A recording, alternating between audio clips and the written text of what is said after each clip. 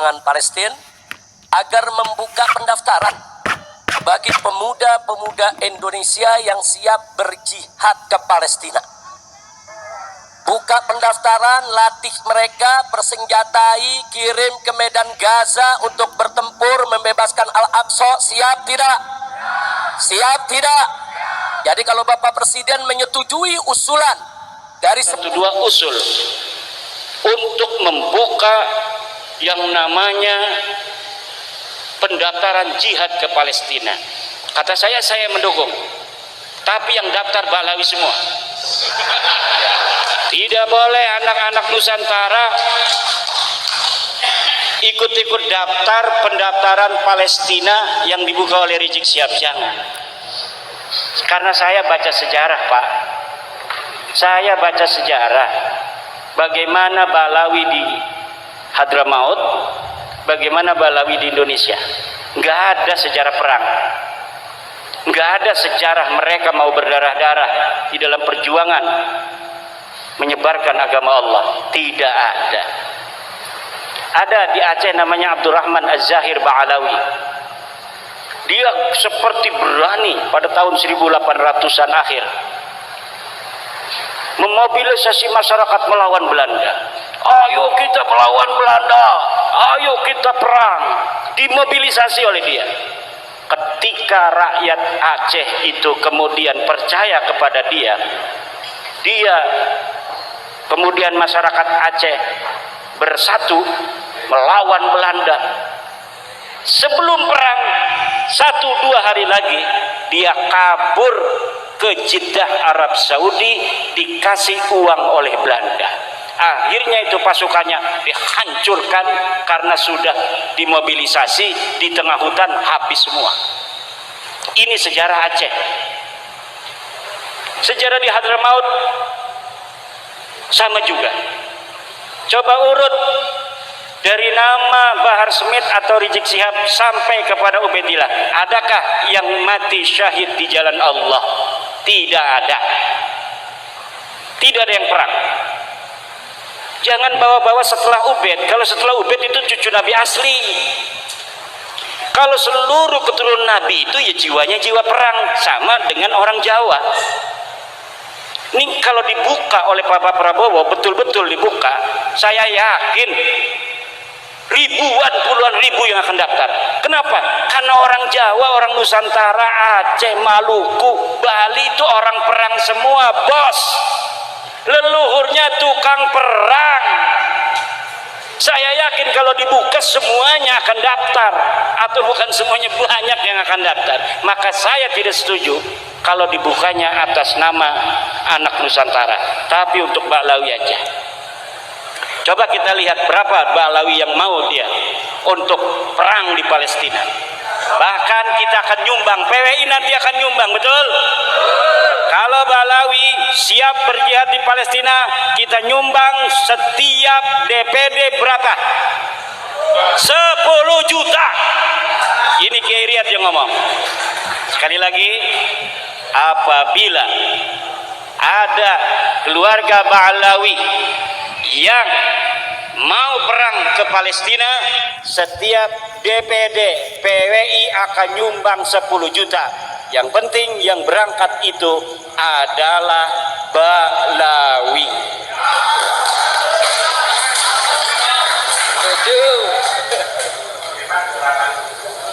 Kita lihat. Tapi kalau yang dibukanya, silakan seluruh pemuda Indonesia. Saya yakin, terutama daerah-daerah ini nih, Demak, Bintoro, Blora, Aryo Penangsang, itu tukang perang kabeh. Ngerisikaken. Banten, Cirebon, Aceh, Pagaruyung dan lain sebagainya, Maluku, Papua, tukang perang kabeh. Ada yang lagi stres dia itu gara-gara kalah di DPRD, kalah bupati segala macam, pasti dia ikut ke Palestina itu. Makanya jangan Pak Prabowo, jangan dibuka. Karena apa? Kita bukan penakut, Indonesia bukan penakut. Tapi kita untuk perang di luar negeri itu membutuhkan pemahaman akan geopolitik global. Yang tahu geopolitik global itu pemerintah. Pemerintah sudah mengkalkulasi penting tidak, perlu atau tidak kita mengirim bantuan personil ke Palestina. Lah kalau tidak menghitung geopolitik, di Israel itu di Palestina pinggir-pinggirnya ada Iran bos, ada Mesir, ada Irak, ada Yordan, ada Suriah, Yaman nyebrang. Tapi kenapa mereka tidak datang ke Palestina? Geopolitik global tidak memungkinkan. Lah ujuk-ujuk orang Indonesia mau datang ke Palestina, baru turun di bandara udah dibredel semua. Ini belum lagi secara syar'inya. Orang berjihad itu ada syurut, ada arkan bos. Mata yajibul jihadulana. Kapan jihad itu wajib? Jihad itu wajib ada 3 hal. Pertama, inda hujumil a'da, ketika musuh menyerang ke kampung kita, ketika musuh menyerang ke negara kita. Saral jihadu fardhu ainin likulli ahadin. Maka perang itu wajib bagi setiap orang kampung itu. Yang kedua, indal tiqa'is saffain, ketika bertemunya 2 pasukan. Kita perang di sana siap musuh. Lah ini fardu ain, kalau kabur dia itu dosa besar. Yang ketiga adalah bistinfaril imam. Kalau tidak ada istinfarul imam digerakkan oleh Presiden Prabowo, tidak boleh. Negara kita tidak diserang, tidak ada iltiqa'us saffain, kemudian kita tidak diistinfar, tidak dikirim oleh Imam Prabowo. Lalu kita di sana atas nama apa? Atas nama pribadi. Senjatanya punya senjata apa? Parang, keris dari Blora mau menghadapi rudal nuklir. Ini kan kerisnya bukan sembarang keris. Mana ya itu yang tukang suwuk? Paling kita orang pakai suwuk, jimat al-aufak kabeh. Ada kalau PWI itu nggak usah ditulis-tulis, kitabnya aja beli katanya di toko kitab al-aufak dibawa-bawa di tas. Saya pernah begitu, itu ada teman saya, ada paman saya ini sakit di Bandung. Itu karena PWI ya, namanya otaknya itu otak santri. Dia langsung bawa kitab Asy-Syifa, yang di dalamnya itu kan ada macam-macam itu obat-obat pengobatan. Ditaruh, takut kesambet katanya. Dasar kita sih bukannya istrinya dokter, tapi dianya begitu kayak dukun. Bukannya diobatin pakai obat, ini malah bawa-bawa kitab, wapaknya itu ditaruh di dadanya. Masya Allah, dasar santri. Nah ini kita sekarang ini menghadapi perang yang asimetris. Perang asimetris ini ada taktik tersendiri bos, serahkan pada negara. Nanti negara, Pak Prabowo beserta kabinetnya yang memikirkan, kalau misalnya kita mau membantu Palestina, dengan cara apa yang bermanfaat? Kalau dengan personil, apakah ini akan menyelesaikan masalah? Coba contoh PBNU itu cerdas dalam masalah Palestina.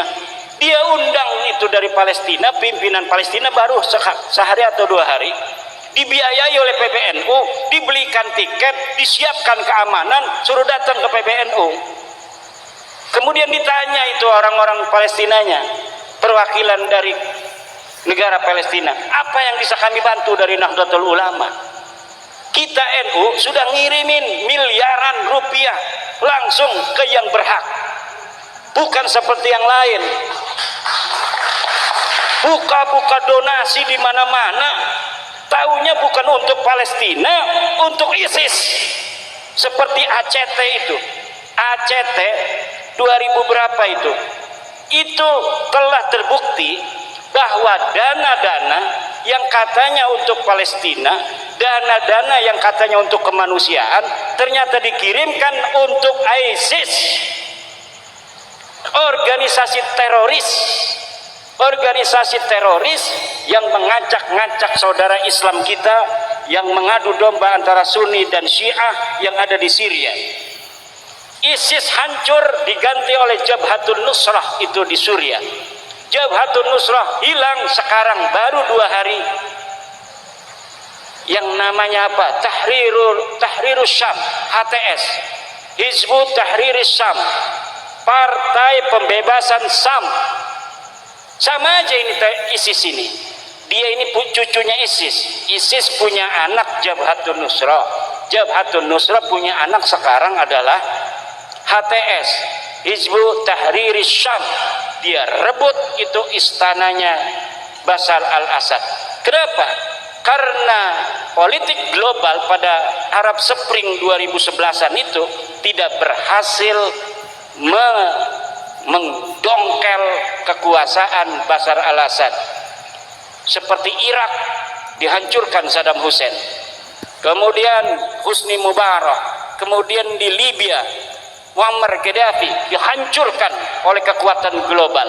Tapi Bashar al-Assad kekeh, kuat dan kokoh. Kenapa? Dia seorang sayyid, dia keturunan dari baginda Nabi besar Muhammad sallallahu alaihi wasallam. Bashar al-Assad difitnah, dia adanya itu asyhadu an la ilaha illa ali segala macam, na'udzubillah dan lain sebagainya. Ini geopolitik global.